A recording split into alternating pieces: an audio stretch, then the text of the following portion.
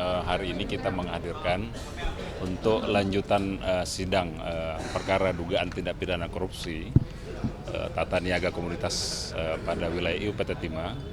Hari ini penuntut umum menghadirkan 4 saksi. Ya.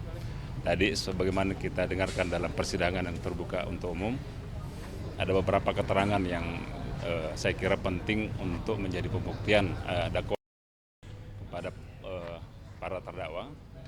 Yang pertama terkait dengan kerjasama smelter. Tadi sudah kita dengarkan keterangan saksi yang pertama.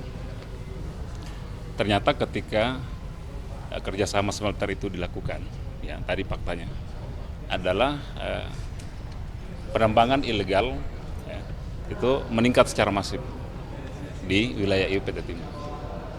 Terus yang kedua tadi beberapa keterangan juga disampaikan dari unit metalurgi ya, PT Timah, 2 unit smelter atau tanur itu sebetulnya cukup untuk mengcover produksi PT Timah, ya kan. Nah berikutnya tadi kita bicara saksi menyampaikan tentang kondisi luasan IUP yang dimiliki PT Timah itu kan sebetulnya 90% tadi, sekitar 90%. Tapi ini tidak sebanding dengan produksi yang dimiliki oleh PT Timah sendiri, yaitu hanya sekitar 25%. Nah ini juga terjadi ketika ekspor. Nah ini kemana? Kemudian biji timah yang kemudian tidak dimiliki oleh PT Timah. Nah tadi beberapa keterangan juga menjelaskan bahwa memang ada sumber biji timah yang berada di wilayah PT Timah yang kemudian mengalir ke smelter swasta. Itu saya kira beberapa catatan ya dari keterangan saksi di persidangan hari ini. Untuk agenda selanjutnya kita akan agendakan pada hari Kamis tanggal 5 September 2024. Saya kira cukup ya. Dewi Sandra kapan ada pemanggilan? Sandra Dewi. Untuk Ibu Sandra Dewi ya dan beberapa saksi yang lain ya tidak khusus hanya kepada Ibu Sandra Dewi sebagai saksi yang masuk dalam klaster TPPU ya, sekali lagi kami sampaikan akan kita hadirkan pada saatnya nanti sesuai dengan timeline atau urutan sistematika pembuktian oleh penuntut umum. Saya kira seperti itu. Berarti Kamis belum ya Pak ya? Sandra. Kamis belum. Kalau sesuai timeline kapan berarti Pak? Kita akan selesaikan, ini kan beberapa keterangan saksi, ini akan kita fokuskan untuk atau kita selesaikan untuk pembuktian dakwaan untuk korupsi. Sekali lagi ya kami sampaikan, ini udah berulang-ulang kali kami sampaikan. Tapi ada target bulan ini nggak Pak untuk menargetkan Sandra Dewi? Nanti kita lihat ya, nanti kita sampaikan. Jadi secara umum apakah PT Timah itu tersandra sama smelter swasta? Karena dia kan ada di PT Timah itu sendiri. Nah kita nggak bicara soal tersandra di dakwaan ini. Yang pertama terkait dengan kerjasama smelter, PT Timah sebetulnya nggak ada kebutuhan soal itu ya, karena memang dari awal ketika kerjasama itu dilakukan itu tidak ada kajian baik soal kebutuhan kerjasama maupun harga yang ditentukan. Jadi nanti pada akhirnya kan dakwaannya kan dakwaannya ketika bicara tentang sewa smelter itu kan pada selisihnya. Jadi terlalu ada kemahalan tentang sewa smelter itu ketika misalnya pengelogaman itu dilaksanakan di PT Timah sendiri.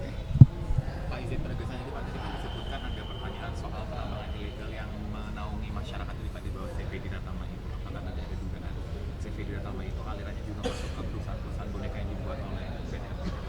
Nah tadi ada satu saksi dari penambangnya, dari mitra PT Timah tadi sudah menerangkan.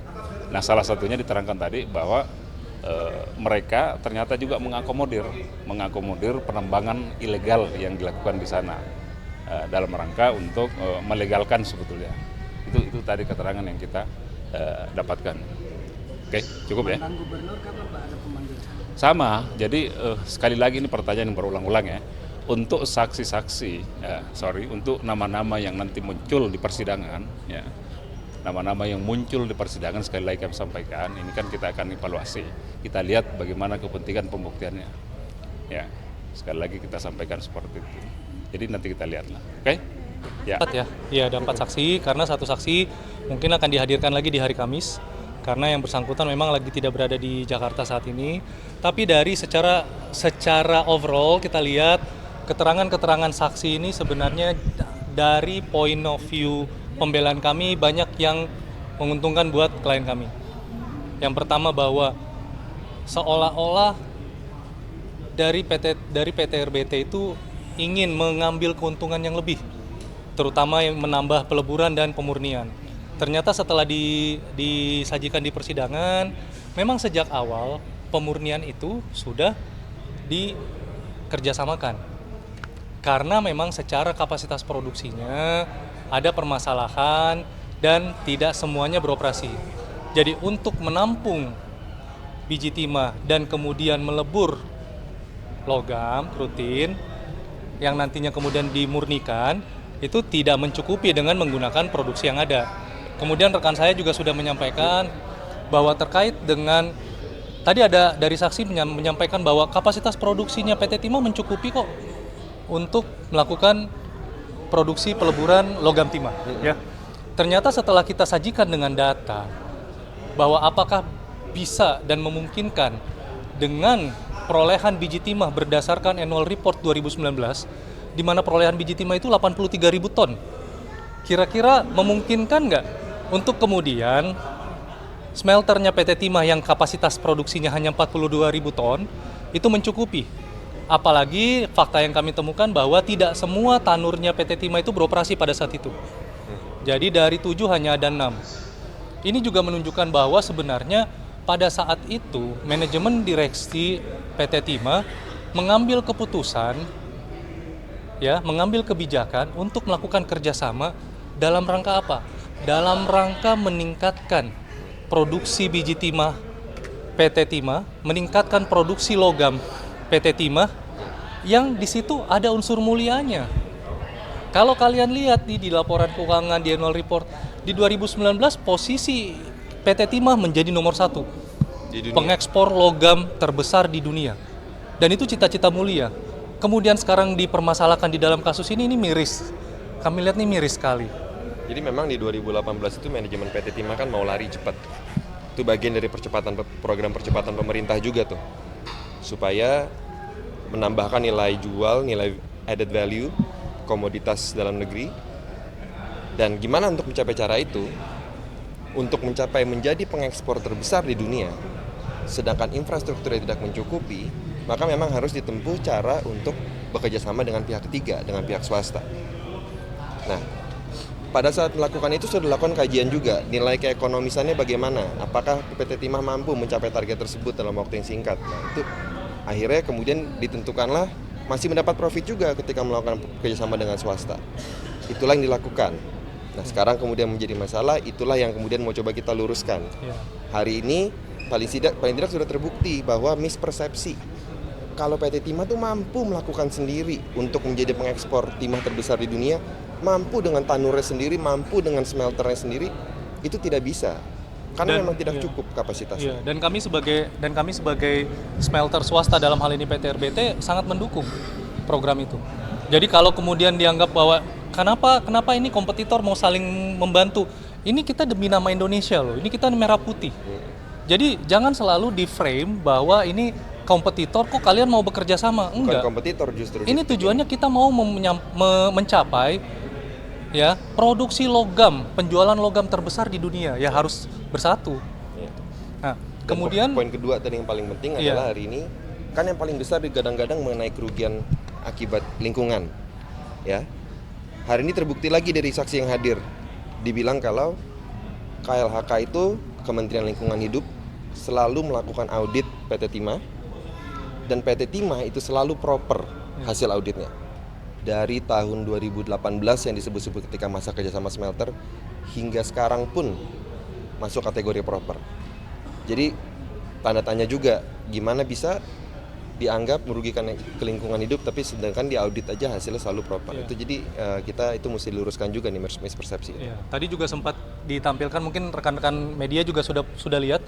Tadi kita menampilkan salah satu berita sebenarnya 2015 Presiden Jokowi sudah menghimbau kepada masyarakat dan PT Timah untuk kemudian melegalkan penambang inkonvensional.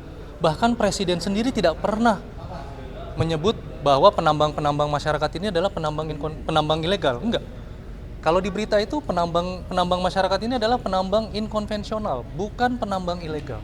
Dan terbukti juga tadi berdasarkan penjelasan salah satu mitra penambangan, dia sendiri memiliki tanah. Ini yang juga kami berkali-kali mau tunjukkan di persidangan bahwa apa yang dimiliki IUP yang dimiliki oleh PT Timah tidak serta-merta bisa diartikan bahwa penguasaan hak atas tanahnya juga menjadi milik PT Timah. Tidak. Dua hal berbeda. Karena IUP itu bukan bukti kepemilikan. Makanya tadi saudara dari saksi, salah satu saksi yang punya CV menyampaikan bahwa kalau seandainya ada yang melakukan kegiatan penambangan di tanah dia, walaupun itu sudah dapat SPK dari PT Timah, apakah dia berhak untuk mengusir? Dia bilang dia berhak untuk mengusir. Karena tanah punya dia. Jadi ini juga yang bagian yang harus kita luruskan, persepsi ini harus kita luruskan, bahwa jangan disamakan antara IUP, izin usaha penambangan, dengan bukti kepemilikan lahan. Jangan disamakan IUP dengan bahasa bahwa dengan adanya IUP kita sudah memiliki semua biji timah itu. Belum tentu. Karena ada aturan yang membatasi, ada pembatasan-pembatasannya seperti itu. Ya.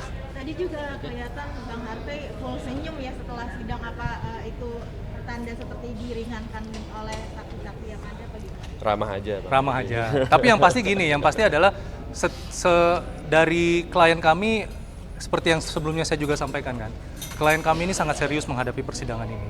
Jadi poin-poin yang dia rasa sudah cukup disampaikan dalam persidangan, itu saya rasa wajar jika semua orang tersenyum. Tapi masalah kemudian nanti putusannya seperti apa, itu balik lagi ke keyakinan hakim. Yang penting bahwa hari ini kita sudah berusaha maksimal untuk meluruskan persepsi-persepsi terkait dengan penambangan timah yang ada di Indonesia. Ya. Mas Haris, nanti siapnya mungkin pada mancing sedikit, Bang Harvey tetap rapi di setiap tampilan di persidangan ini, Bang. Masa harus berantakan sih? Kita menghormati persidangan. Iya, itu ada nanti kalau dia berantakan, majelis hakim merasa itu nanti konten. Rambut tetap pelipis di persidangan. Waduh, kalau itu saya nggak mau bahas ya. Jadi yang kita bahas adalah bagaimana menyajikan bukti-bukti dan materi-materi pembuktian di persidangan. Oke? Tapi sejauh ini Bang Harvey sendiri udah sempat dijenguk oleh keluarga belum sih, Mas? Ya, balik lagi secara normatif itu adalah hak dari dari keluarga untuk melakukan kunjungan, menjenguk. Namun memang ada batasan-batasan harinya, ya, dan itu silakan dikembalikan ke keluarga. Yang pasti kalau ada kunjungan, balik lagi ya, itu secara normatif diperbolehkan untuk dijenguk atau dikunjungi. Tapi hari ini